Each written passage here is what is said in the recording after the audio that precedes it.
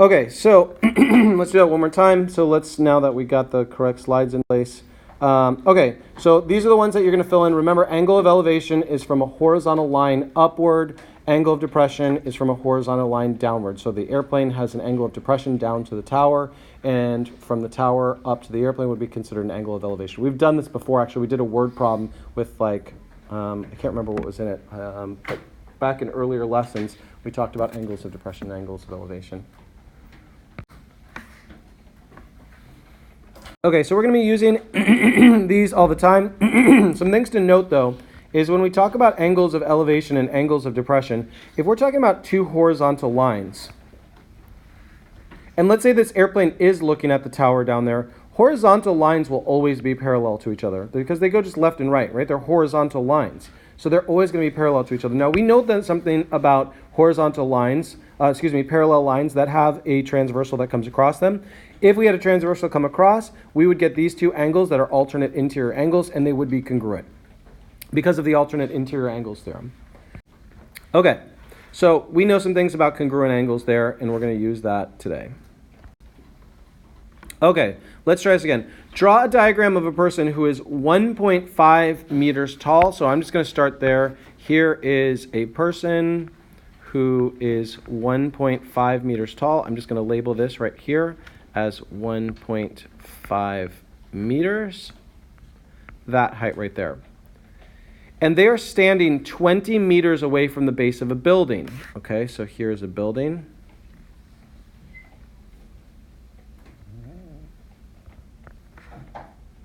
And they are standing 20 meters away. Also show that the person sights the top of the building with an angle, not and angle, with an angle of elevation of 58 degrees. So notice this person is looking up at the top of the building. Here's where something interesting kind of happens. You go, well, where do I put that 58 degrees? Notice I don't really have a triangle that I drew out there. And ultimately what we're trying to find is the height of this building. So we've got some weird things that are going on here. What do you think? Which corner? No, because then it would be an angle of depression. So we know that we've got that this person sights the top of the building with an angle of elevation, so it needs to be going upward. So check it out. This person, if they were looking straight forward, would look just like this, right? If they were looking at the building, that's what it would look like. So this is 58 degrees right there. How long is that dotted line that I just drew from the person's eyes to the building? It's 20 meters, because we know that that's how far they're standing from the building. So notice that those are exactly the same, no difference. Now, our goal is to find the height of the building. So, I don't know about you, but I'm not going to be able to really find the height of the building in this triangle that I've got. Check it out. I could do this. Let me just take a look at this triangle. It's the only triangle I see right there. And since triangles go up and down, vertical, and this is a horizontal line, this will form a right angle, I could find this right there, that X right there. And when I say that X, I mean that red line there for that building. I could find that portion of the building. Let's see where this takes us. Let's find out that portion of the building. So I know that I'm 20 meters away from the building. I have X on the other side, and I have 58 degrees over there. Talk to me about where I can go with this. This is no different than what you've done yesterday, except for now we have a picture and it's got a story that goes along with it. Now that I have that triangle, you did this yesterday. Amber? So you could do hold on, I'll say. Okay, wait, let me write. You got something for me or no? Okay, I do. Okay, so the cosine of 58. So if you're doing cosine, let's look at cosine for a minute. That's the part, right? Opposite. Okay, sorry. The tangent. Okay, so if you're doing tangent, then she's got to use opposite and adjacent. She's got opposite, she's got adjacent. So the tangent of 58 degrees equals x over 20. And that's how you're going to find that portion of the height of the building. Okay, so let's do that. What should I do here? By the way, don't ever go to your calculator until x is by itself. You're going to multiply by 20. You're going to multiply the tangent of 58 by 20. Okay, so to find x, we need 20 times the tangent of 58 degrees. Let's do that on our calculator.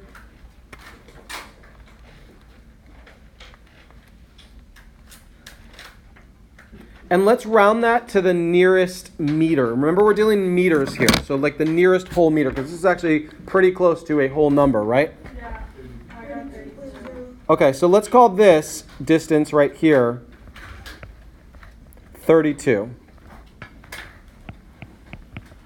But they didn't ask me to find x. They asked me to find the height of the building. So now you're going to add 1.5 maybe? Good. Remember that this line, this bottom of this triangle here, is 1.5 meters up in the air. It's coming from my head looking forward at this building. This distance between these two arrows here is 1.5 meters. That's the height of the person. So if we want to know the height of the building, we have to take the 32 plus the 1.5 meters, which would give me 33.5 meters. Yes, ma'am? Because that triangle, like, it's not showing me the height of the building. It's showing me the height of this line right there. That's a bad highlight there. That doesn't show too well. How about this? Does this show it better? This line right there is the 32 meters. That doesn't show me how tall the building is, right? That's just a chunk of the building that's up in the air. And then I go, well, how long is that yellow line then to the ground, that extra piece? Well, that's my height, which is 1.5 meters. Okay.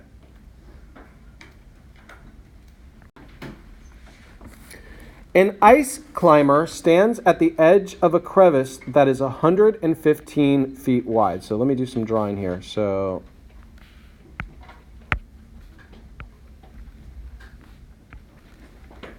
a crevice is just like a giant opening here. So we've got this giant opening.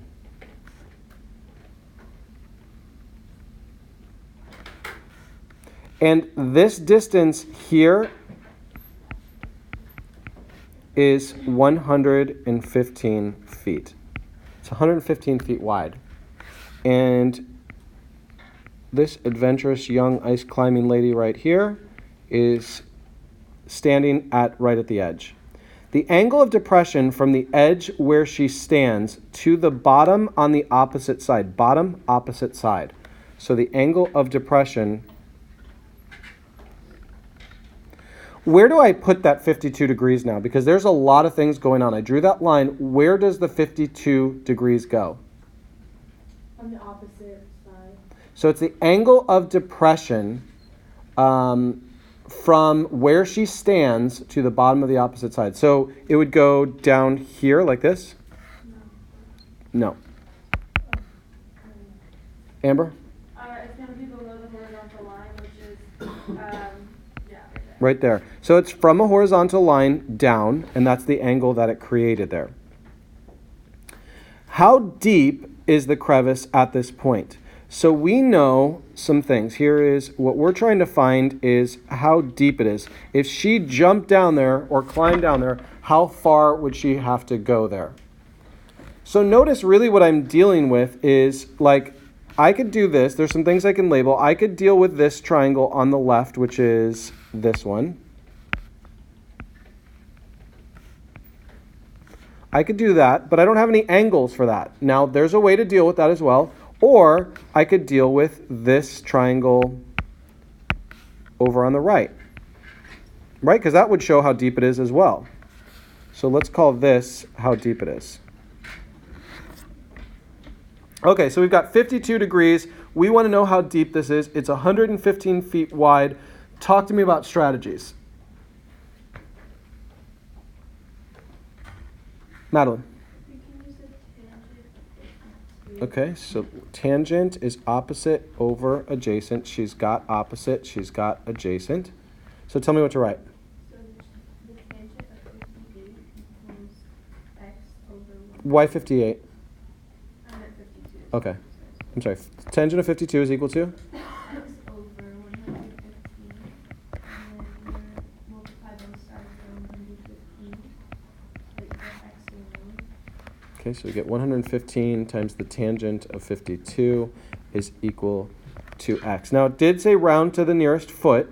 So go into your calculator, 115. If you've got a calculator, you should be trying this so that you know that you can do it too. Times tangent of 52. To the nearest foot, what did you get?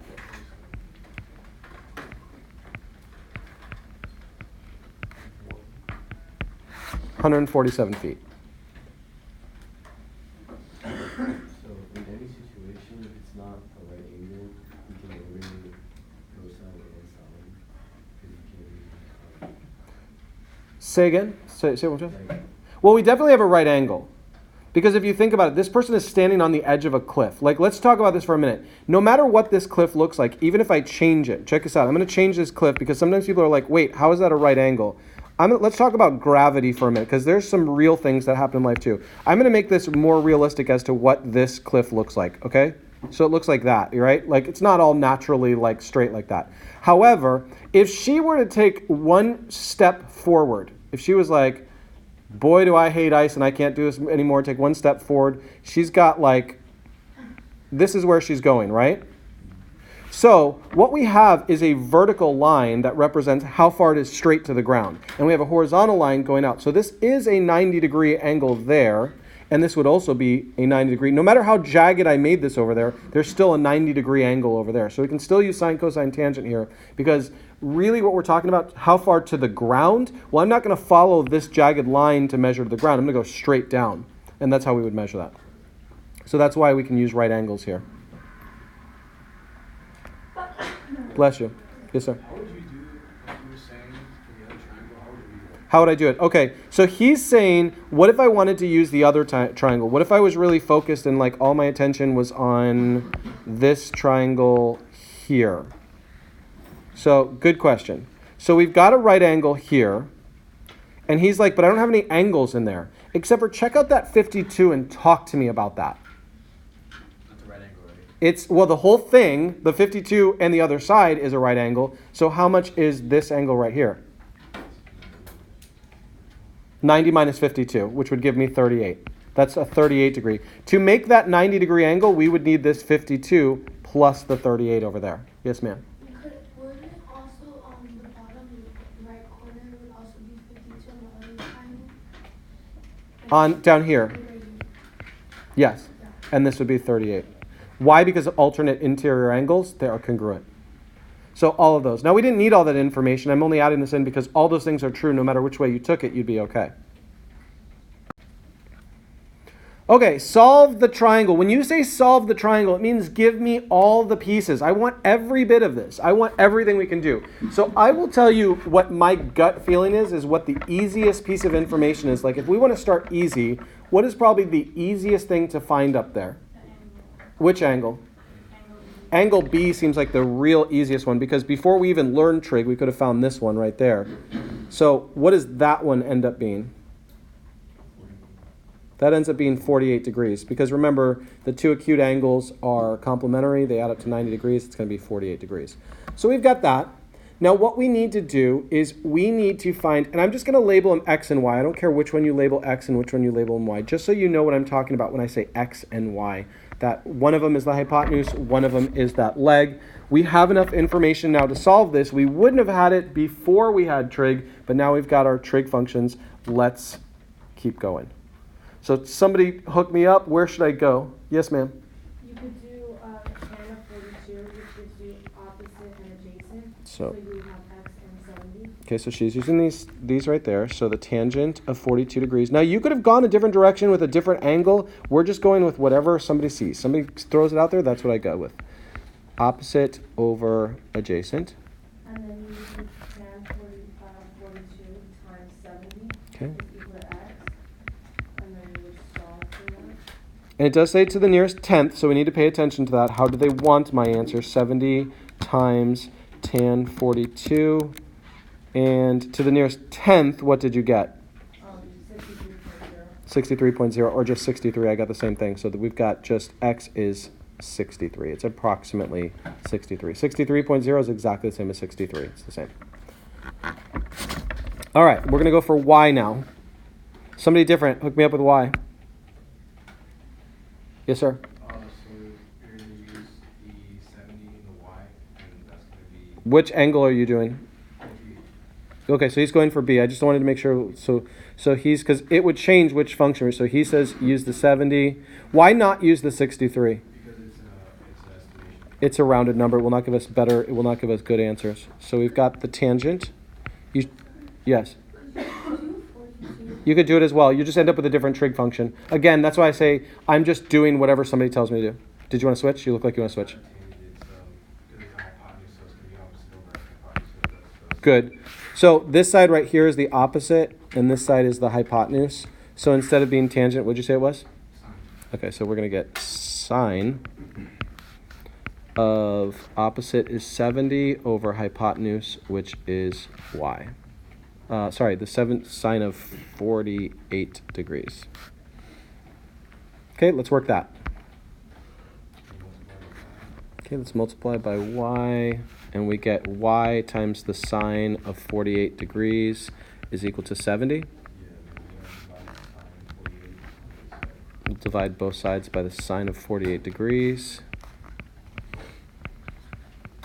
And we get y is equal to 70 divided by sine of 48. So now's a great time to put in your calculator now that you have. I always like to put, like, since this is kind of like a mathematical operation, when I put in my calculator, I always put parentheses around there. I don't know, some calculators need that, some don't. I always just put it there because it won't hurt.